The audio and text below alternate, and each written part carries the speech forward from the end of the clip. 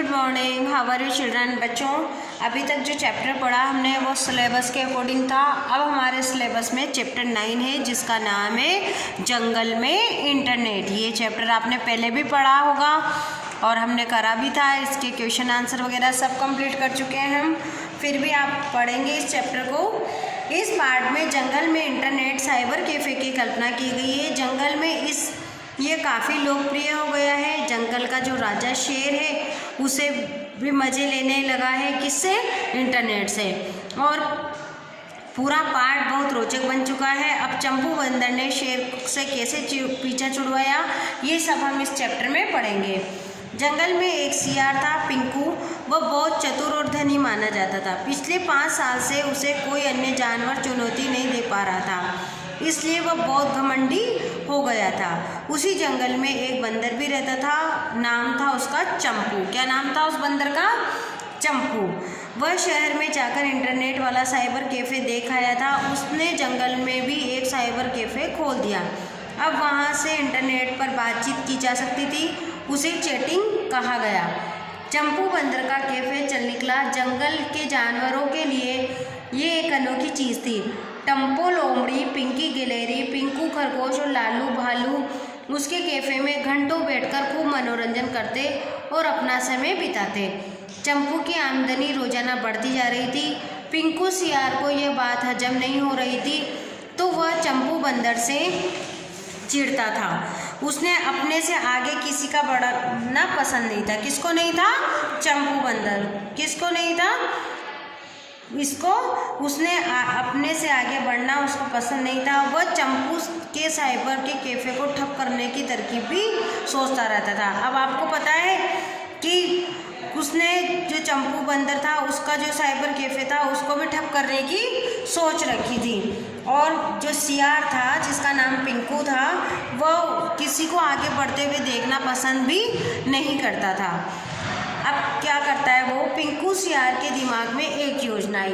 क्यों योजना आई? क्योंकि जब वो किसी को आगे बढ़ना नहीं देना चाहता था तो वह दूसरों का भी व्यापार जो भी था वो ठप करना चाहता था, तो इसलिए उसने एक योजना बनाई। जंगल का जो राजा था शेर के साथ पिंकू के अच्छे संबंध थे। वो अपनी योजना के अनुसार वो एक दिन शेर की गुफा में जा पहुंचा। अब वो योजना बना के तो गया ही था, वो क्या करा उसने? उसके गुफा में जा पहुंचा और वह चापलूसी करते हुए बोला, सर आप हर समय गुफा में यहाँ पर पड़े रहते हैं, यहाँ पड़े पड़े बोर हो जाते हैं। मैं शिकार करने के अलावा और कर भी क्या सकता हूँ? ये बात किसने कही? शेर ने कहा। तो आपको नई नई चीज़ों की जानकारी नहीं है। तो वो बोलता है कि आपको नई नई चीज़ों की जानकारी नहीं है। उनके प्रयोग से आप बैठे बैठे ही अपने दूर के रिश्तेदारों से बातें कर सकते हैं। दूसरे जंगल के शेर से शिकार करने के नए नए तरीके पूछ सकते हैं। सियार बोला, क्या कहा उसने? कि आप यहाँ पर पड़े रहते हैं, आप यहाँ पे पड़े पड़े बोर हो जाते हैं, तो आप अपने जंगल में जाके नए नए सियार उसमें एक इंटरनेट लगाया, वहाँ जाके आप बैठ सकते हैं, रिश्तेदार से बात कर सकते हैं, शिकार के नए नए तरीके सीख सकते हैं। वह कैसे? शेर ने पूछा। इसके बाद उसने पूछा कैसे? तो सर चंपू बंदर ने एक साइबर कैफ़े खोल रखा है, वहाँ बैठकर कंप्यूटर पर आप यह सब कुछ कर सकते हैं, पिंकू सियार बोला। शेर इस बात को सुनकर हैरान रह गया। पिंकू सियार ने शेर को उकसाते हुए कहा, सर आप एक बार चंपू के कैफ़े में जाकर तो देखिए, वहाँ आपको मज़ा आएगा। अब तुम इतना कह रहे हो तो मैं कल ही वहाँ जाकर देखता हूँ, शेर बोला। शेर को उसने पूरी तरीके से समझा दिया कि आप वहाँ कैफ़े में जाएं। शेर का पक्का इरादा जानकर पिंकू सियार मन ही मन खुश हो गया। अगले दिन शेर घूमता घूमता चंपू बंदर के कैफ़े में जा पहुंचा। चंपू ने उसका स्वागत किया। चंपू ने शेर को कंप्यूटर चलाना सिखा दिया। तो चंपू ने क्या करा? शेर को कंप्यूटर चलाना सिखा दिया। जब शेर ने अपने साथियों के साथ खूब चैटिंग की, उसने कई नए मित्र भी बनाए। कार्टून चैनल देखकर तो उसको बहुत ही मज़ा आता था। अब तो शेर को कैफ़े में जाने का चस्का लग गया। अब जब उसको कंप्यूटर चलाने आना लग गया तो शेर को क्या लगा? उसको कंप्यूटर चलाने का चस्का लग गया। वह रोजाना 2 या 3 घंटे कैफ़े में बिताने लगा। वह जंगल का राजा था, इसलिए चंपू उससे पैसे मांगने की हिम्मत नहीं कर पा रहा था। चंपू को घाटा हो रहा था। शेर के कैफ़े में आने से चंपू को एक और परेशानी हो रही थी।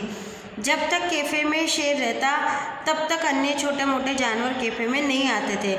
इससे चंपू को दोहरी हानि हो रही थी। एक तो वो शेर से पैसे नहीं ले सकता था, दूसरा क्या करता था, उसकी वजह से छोटे मोटे जानवर भी नहीं आ रहे थे तो उससे भी उसको हानि हो रही थी।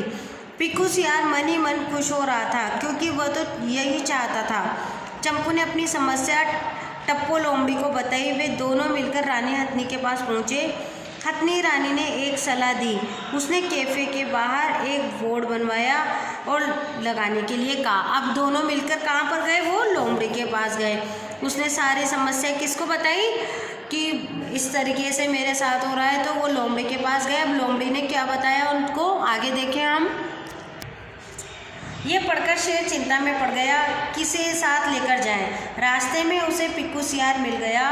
शेर ने उसे साथ चलने के लिए कहा, वो माना भी नहीं कर सका। दोनों मिलकर कैफे पहुंचे। शेर तो चैटिंग में मस्त हो गया और पिक्कू बैठा बैठा बोर होता रहा। उसके कारोबार का भी नुकसान हो रहा था। चंपू ने हिम्मत करके पिक्कू के कैफे की फीस के पैसे मांग लिए।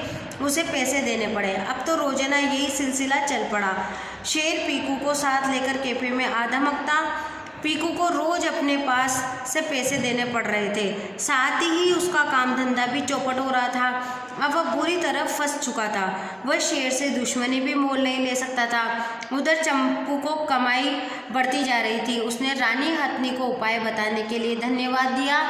पिक्कू को अपनी चालाकी का फल भुगतना पड़ रहा, जैसे को तैसा। तो देखा बच्चों, उसने तो कितना ही उसका व्यापार ठप करने की कोशिश करी पर उसका नतीजा उसी के ऊपर गलत पड़ा। तो आप अच्छाई के साथ अच्छाई होती है, बुराई के साथ बुराई होती है। तो जैसा हम करते हैं उसका फल वैसा ही मिलता है। तो हमें किसी से ज्वेलसी नहीं रखनी चाहिए, किसी का बुरा नहीं करना चाहिए। और आज का चैप्टर में हमने यही शिक्षा ली है। आज आप इस चैप्टर को फिंगर पॉइंट कर करके पढ़ेंगे और इसमें जितने भी कठिन शब्द आए उनको अपनी रफ नोटबुक में लिखेंगे। रफ नोटबुक में लिखने से ये है कि आपको हिंदी लिखने की भी प्रैक्टिस होगी। और बच्चों कंटिन्यू आप पढ़ा करें और लिखा करें। पढ़ने से हमारे शब्द भी शुद्ध होते हैं और लिखने से हमारी मात्रा भी सही होती है। Thank you.